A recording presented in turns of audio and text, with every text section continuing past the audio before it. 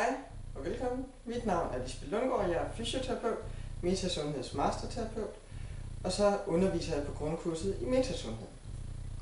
Og jeg gør det, jeg gør, fordi jeg synes, det er sjovt.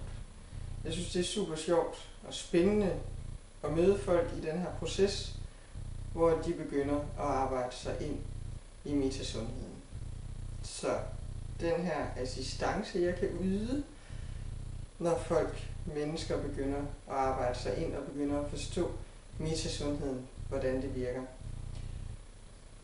Og så skal det være sjovt. Det er vigtigt, så vi holder vores hjerner åbne under de 2 dage, som det tager at gå igennem grundkurset i metasundhed. Så hvem er det for? Hvem kunne det være relevant for at tage grundkurset i metasundhed? Hvis du har et fysisk symptom, eller du har følelsesmæssige psykiske temaer, som du ønsker at arbejde med, som du ønsker at gå ind i og forstå bedre, så kan metasundheden være noget for dig. Hvis du er terapeut og ønsker at inddrage metasundheden som en del af din terapeutiske praksis, så er grundkurset første skridt. Og selvfølgelig vil du med tid kunne inddrage det i din terapeutiske praksis, men du vil også komme til at arbejde dybt med dine egne temaer, så du udvikler dig selv og din terapeutiske praksis.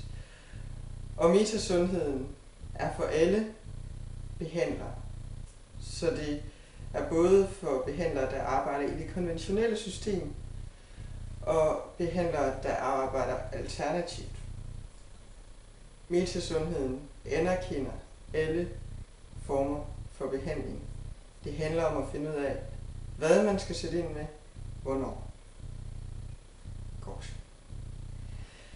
Hvad har metasundheden gjort for mig? Jeg har for mange år siden, ligesom de fleste andre nok, hørt udtrykket, hvad psyken undertrykker, det udtrykker kroppen. Og for mig gav det super god mening. Når man undertrykker noget et sted, når man holder trykket nede et sted, så udtrykkes det et andet sted. Så det gav super meget mening. Og så gav det helt vildt meget frustration, fordi jeg kunne ikke forstå, hvad kroppen sagde. Jeg var godt klar over, at nogle gange så skulle jeg geare ned, fordi jeg måske har en tendens til at have for meget fart på. Jeg havde en tendens til at have rigtig meget fart på. Men det er sådan meget overordnet. Det, der var interessant for mig, det var, at jeg havde brug for noget, der kunne give mig nogle mere klare forklaringer.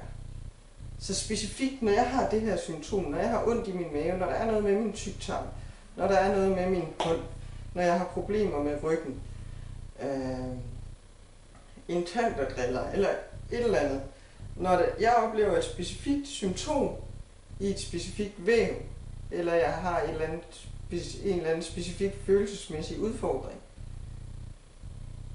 så havde jeg brug for, og har stadigvæk det derfor jeg arbejder med metasundhed, så har jeg brug for at have et specifikt analyseredskab, der kan gøre mig klogere på mig selv og føre mig videre i livets fantastiske rejse.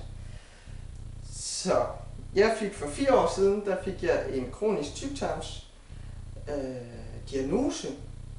Jeg fik en sygdom, og jeg fik at vide, at i det omfang jeg var ramt, så skulle jeg indstille mig på at spise medicin resten af livet. Ikke hele tiden, men jeg skulle forvente at være på og af medicin resten af livet. Og jeg har taget medicin i 2 måneder, og det hjalp mig. Så metasundheden handler også om, at man sætter ind med medicin og kirurgi på det rigtige tidspunkt. Og hvis man så arbejder sig igennem processerne, så kan der komme en tid, hvor man måske kan slippe medicinen. Og det var tilfældet for mig, og det er tilfældet for rigtig mange, at når man begynder at arbejde sig ind i temaerne, og når man forstår, hvad det handler om, så reparerer kroppen sig selv, og så når man en helt anden fysisk tilstand, og man opnår en masse indsigt, så man kan arbejde mere konstruktivt fremad i livet. Så det er sådan det største fysiske symptom, som jeg har fået løst. Og så bruger jeg det i min dagligdag, når jeg har symptomer i min krop, eller jeg oplever temaer, som jeg ønsker at arbejde med og ønsker at forandre. I min fysioterapeutiske praksis, der har det hjulpet mig. Det har simpelthen givet mig en ekstra dimension i forklaringen, når jeg møder patienter i min klinik. Dem, der har lyst til at høre på metasundhedens perspektiv, lyt til den her vinkel, der får de en meget større indsigt i, hvad der egentlig sker i kroppen. Så fra at man altid har gjort noget galt, når man kommer til fysioterapeut, så får man lige pludselig en indsigt i, når man det her tema, hvad handler det om? Og måske har jeg slet ikke gjort noget galt. Måske er mine fysiske symptomer i mit bevægeapparat, i mine knoglemuskler og led, måske er det et udtryk for, at jeg faktisk er i en helingsproces. Og så oplever jeg, at når folk har den her forståelse, så er det meget nemmere at være fysioterapeut, fordi jeg kommer meget hurtigere igennem med mine manuelle teknikker, hvor jeg bruger mine hænder, og det er meget nemmere at sætte ind med specifikke øvelser. Det hele lykkes bedre, tingene går hurtigere. Og jeg vil gerne have, at det går stærkt. Eller jeg vil gerne have, at det går så nemt som muligt, og jeg vil gerne kan godt lide, når man får en indsigt, så man arbejder sig fremad, i stedet for at vi går lidt fremad, og så ryger vi tilbage igen i det samme, og så kører vi igennem en proces, og så kommer vi lidt fremad igen. Så personligt har det gjort en kæmpe forskel for mig. Jeg er blevet meget klogere på min krop, og jeg forstår, hvad min krop siger, når den snakker. Og fagligt har det gjort meget mere. Jeg kan hjælpe mine patienter meget bedre i arbejdet med dem. Meta-sundhedsgrundkurset.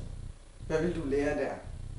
Som du har fået en indsigt i nu, så er det selvfølgelig nogle af de ting, som jeg har lært os. Det vil du selvfølgelig også lære. Så overordnet, så vil du forstå, du vil blive ført ind i den her sammenhæng, som vi ser på i metasundheden, hvor krop, de fysiske processer, vores psykiske strukturer, tankemønstre, vores følelsesmæssige temaer, vores omgivelser, socialt og fysisk, hvordan de påvirker hinanden, hvordan de spiller sammen. Det hele ser vi som en integreret enhed sammen med ånden. Så ånden kan være flere ting. Ånden kan være det, man tror på. Det kan være noget højere end en selv. Og hvis man ikke rigtig tror på noget, så er det interessant, om man er tro mod sig selv. Godt. Vi vil gå igennem sygdomsprocesserne. Vi vil gå igennem helbredelsesprocesserne. 2 faser. Så vi vil se på, hvorfor opstår sygdom, og hvordan arbejder kroppen sig igennem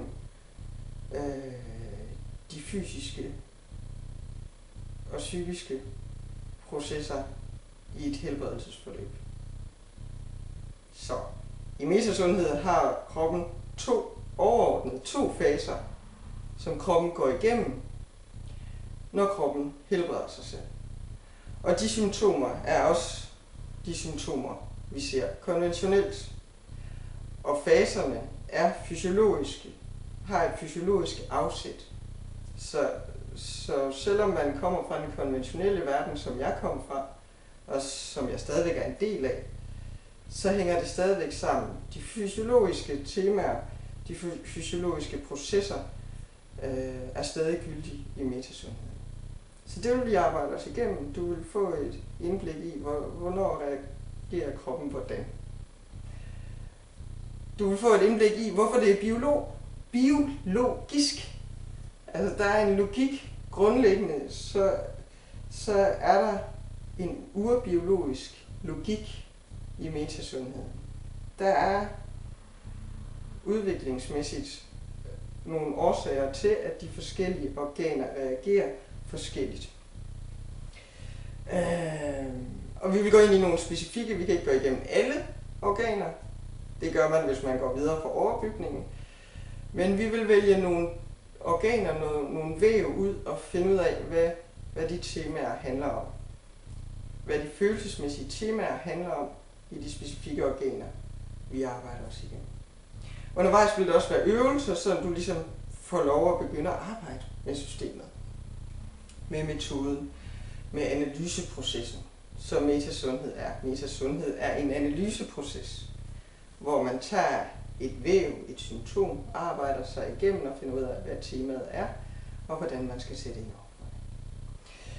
Og vi vil også helt praktisk, så vil alle gennemgå en analyse i gruppearbejde, hvor at du vil tage et af dine symptomer og arbejde med det, og lave en analyse på en af dine symptomer. Så hvis det her er interessant for dig, hvis du har lyst til at have et par sjove dage, hvor du lærer en hel masse om dig selv, og får et redskab til de videre veje i livet, som kan berige dig, som kan lære dig at forstå din krop. Det er altså lidt et sprogkursus. Det er bare kroppens sprog, vi arbejder med. Hvis det er interessant for dig, så gå ind på min hjemmeside, metafys.dk, og se, hvornår jeg holder kursus næste gang. Og du er også selvfølgelig velkommen til at kontakte mig. Alle oplysninger er på min hjemmeside. Metafys.dk kan du finde det, du har brug for af oplysninger. Tak fordi du lyttede med, og måske ses vi. Ha' det godt.